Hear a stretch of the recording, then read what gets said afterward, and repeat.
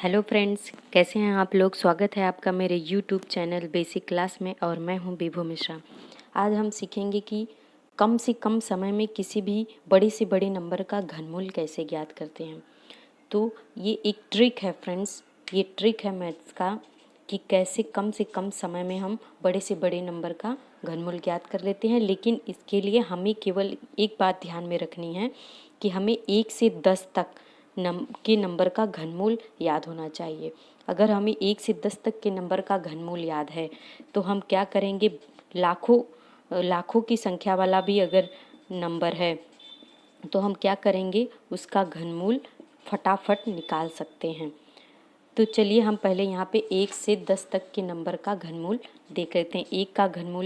1 का क्यूब घन 1 होता है, 2 का 8 होता है, 3 का, मैं ये वीडियो बनाने से पहले मैंने भी इसको याद किया है, तो आप भी इसको याद कर लीजिए ताकि आप किसी भी बड़े से बड़े नंबर का घनमूल याद कर लीजिए, निकाल सकते हैं। 4 का 64, 5 का 125, 6 का कितना होता है 216 होता है, 7 का 343, 8 का फ्रेंड्स होता है 512, 9 का होता है 729 और 10 का होता है 1000।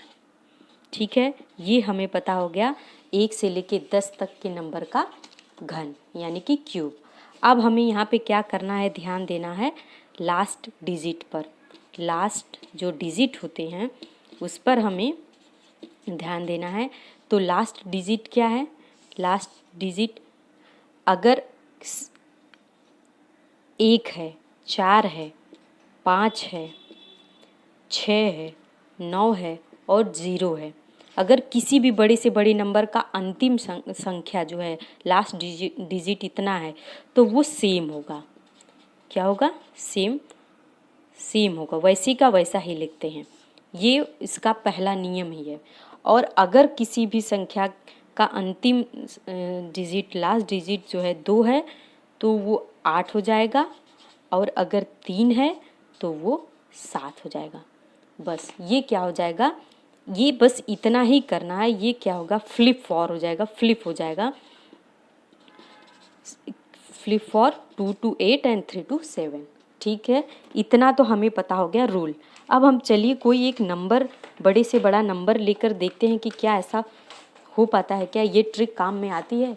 तो चलिए मैं एक नया पेज ले लेती हूँ और ये आपके सामने है जो मैंने 1 से 10 तक का क्या लिखा हुआ है, 1 से 10 तक का मैंने जो घन लिखा है, जो क्यूब लिखा है वो है।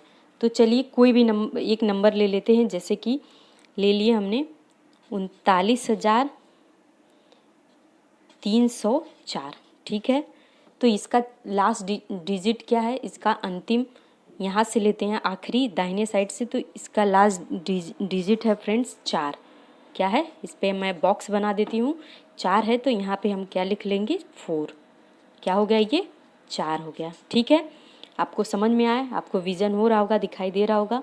इसके बाद हम देखते हैं इन 3 नंबर को। 4 लेने के बाद ये जो लास्ट के 3 नंबर होते हैं, इन 3 नंबरों को हम अनदेखा करेंगे, इग्नोर कर देंगे, इसलिए मैं इसको काट देती हूँ। इन तीनों नंबर से हमें कोई मतलब नहीं है, लास्ट के 3 नंबर। ठीक है, इसको इग्नोर कर दिया। अब बचा ये 2 नंबर। ठीक है, इसका क्या करना है, इसका हमें 3 और 9 है, तो ये देखना है कि जो हम याद किए हैं 1 से लेके 10 तक का जो भी घन याद किए हैं वो किसके नियर अबाउट है।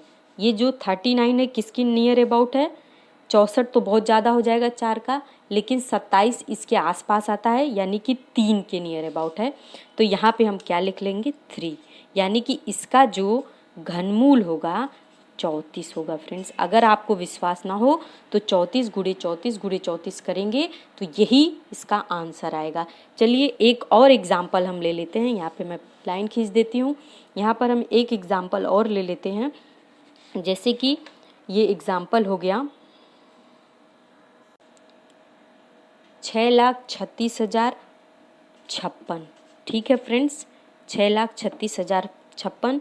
तो हम लास्ट डिजिट इसका अंतिम संख्या क्या है, 6 है, 6 ले लिए। इसके बाद हमें ये 3 नंबर को क्या करना है, इग्नोर करना है, यानी कि मैंने इसे कट कर दिया। अब हमें काम कितने से है, ये 3 नंबर से। 3 नंबर इग्नोर करने के बाद जितने भी नंबर बचते हैं हमें उन सबसे काम रहता है, उसको ही ध्यान में रखना रहता है। तो इन 3 नंबरों से हमें क्या है, काम है।